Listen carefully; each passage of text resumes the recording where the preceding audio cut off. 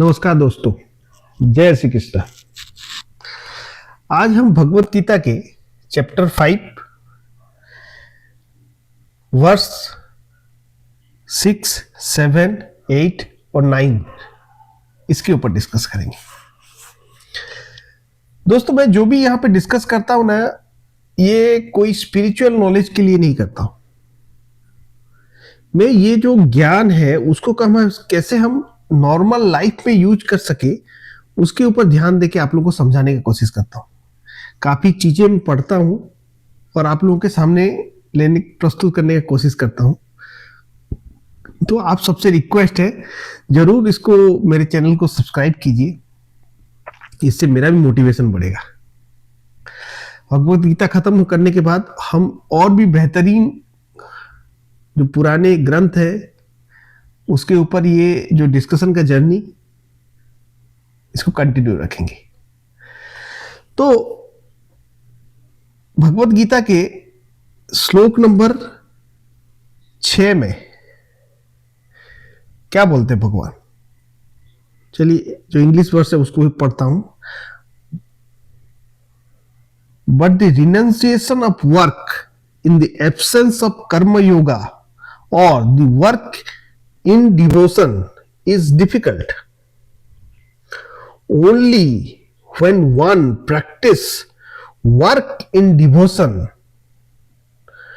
does one easily attain the absolute. ये बोलते हैं कृष्ण जी अर्जुन को। कृष्ण जी बताते हैं कि कर्म योगा मतलब वर्क विदाउट डिवोशन, इसके बिना सक्सेस जो है, मतलब रिनंसिएशन, मुक्ति, वो मुक्ति पॉसिबल ही नहीं है।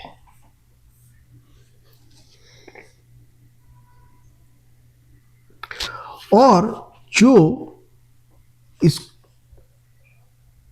कर्म को डिवोशन के साथ कर पाता है, उसी को ही एब्सोल्यूट ट्रूथ, उसका दर्शन हो पाता है और उसको मुक्ति मिल पाती है। तो अगर नॉर्मल लाइफ में देखें दोस्तों, कि अगर आप कोई कंपनी के एम्प्लॉय हो या आपकी फैमिली है, अगर सही में आपको फैमिली में रेस्पेक्ट पाना है तो आपको अपनी ड्यूटीज डिवोशन के साथ करनी ही है, विदाउट एनी अटैचमेंट। ऐसे अगर आप एक कंपनी के एम्प्लॉय हैं, या सोचिए आपके पास एक कंपनी है, अगर आप रिजल्ट के प्रति वरी नहीं हो कि अपने काम में ही डिवोटेड रहे, तो आपको जो सक्सेस मिलना ही है, कोई रोक ही नहीं सकता। अब श्लोक 7 पे चलते हैं। विद द हेल्प ऑफ कर्म yoga one purifies the senses, mind and intelligence, and with such self control he feels compassion of all living beings, although he continuously working, he is free from all entanglement. यह बढ़िया चीज बोल रहे हैं। Normally हम क्या होता है, हमारे सेंसेस के जो इच्छाएं हैं, उसी से ही हमारा पूरा जीवन व्यतीत होने लगता है। लोभ मोह काम क्रोध इसी से ही जन्म लेता है। अगर एक आदमी अपने माइंड पे कंट्रोल कर लिए, पहले तो सेंसेस पे कंट्रोल करना है, वो करने कैसे कर सकते हैं? माइंड पे कंट्रोल करना है।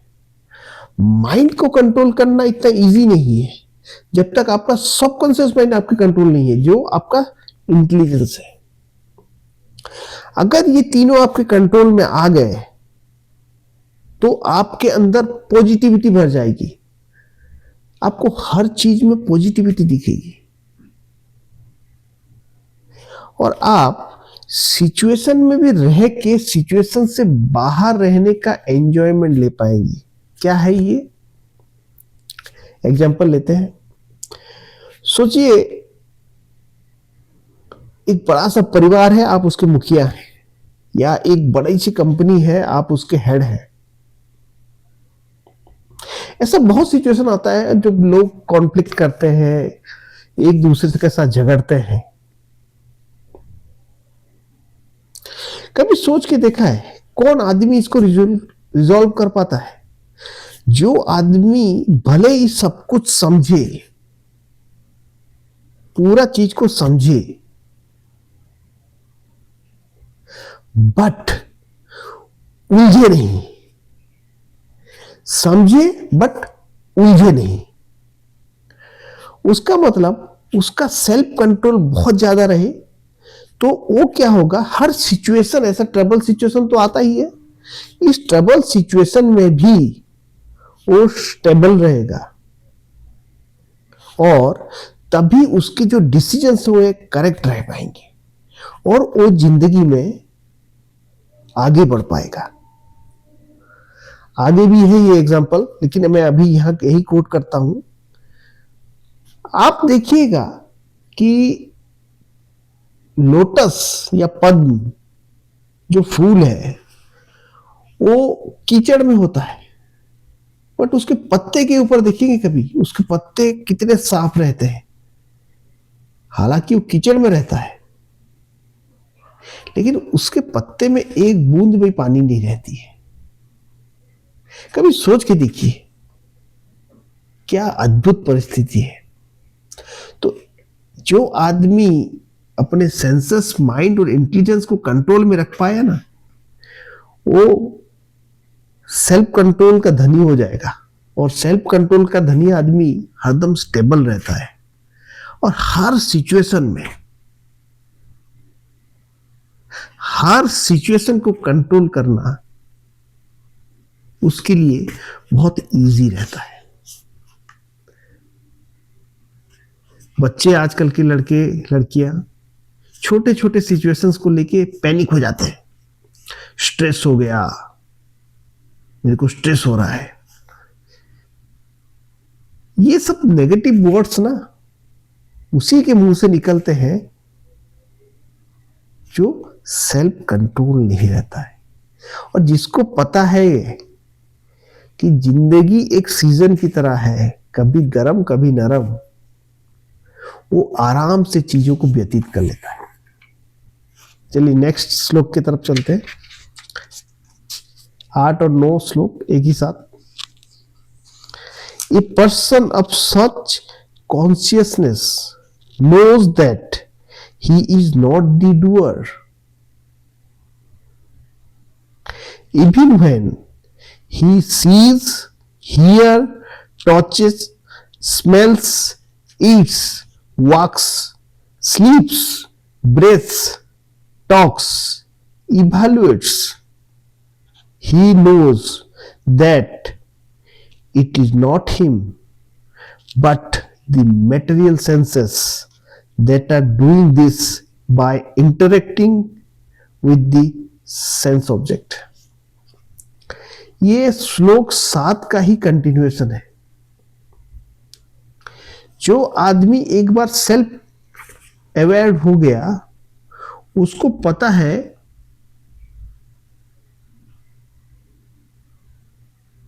कि हर चीज जो वो कर रहा है वो एक मटेरियल, हमारे जो मटेरियल सेंसेस है और मटेरियल वर्ल्ड का इंटरेक्शन है।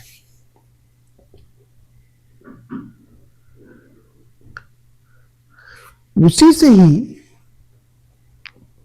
ये पूरी दुनिया चल रही है और हम लोग जिंदा है। बट हमारे ऊपर एक पावरफुल सोल है जिसको बोलते हैं ब्रह्मात्मा। देख रहे हैं, सुन रहे हैं, सोच रहे हैं, सब कुछ कर रहे हैं, but consciously we know that these all are for survival only. सोचिए कितने सुंदर बातें, कितने डीप बातें भगवान ने बोली है। अब श्लोक नंबर 10 पे चलते हैं। He is free from sinful reactions of work if he dedicates his work to Supreme God and work without any attachment, just like a lotus leaf that is untouched by water even when surrounded by it.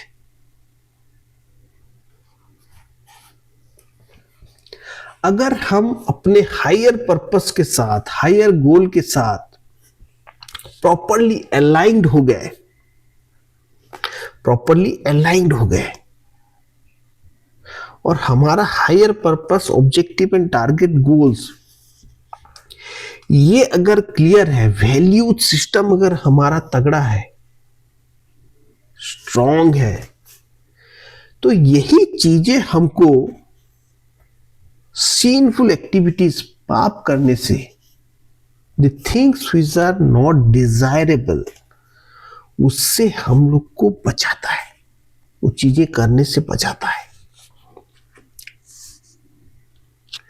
और